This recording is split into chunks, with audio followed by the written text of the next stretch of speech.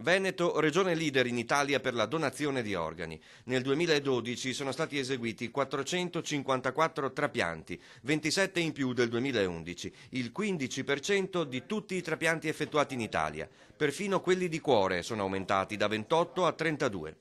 Il Veneto è sopra la media nazionale anche per le donazioni, 25,3 per milione contro il 20,2 nazionale. Chi sono i donatori?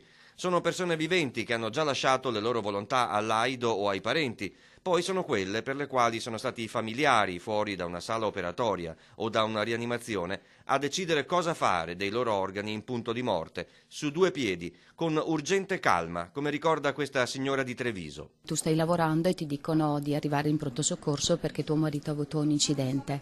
Tu pensi non sia di una portata così grave, chiaramente, e invece ti ritrovi ad affrontare una scelta del genere di fronte alla gravità della situazione. Una scelta di coraggio e di generosità. Ti guardi intorno e nell'altro vedi un salvato, magari dal tuo caro. Maria Cristina Aldrovandi deve a due sconosciuti il ritorno alla vita da una rara malattia che le impediva di fare qualsiasi cosa. Quando le proposero il trapianto di polmoni, all'inizio si spaventò, poi prevalse la voglia di vivere. E ogni giorno è un ringraziamento a chi ha donato ed è per quello che cerco anche di parlare ai ragazzi, alla gente, proprio perché credo fermamente in questo percorso e anche perché mi ha donato poi tutto quello che prima mi ha tolto.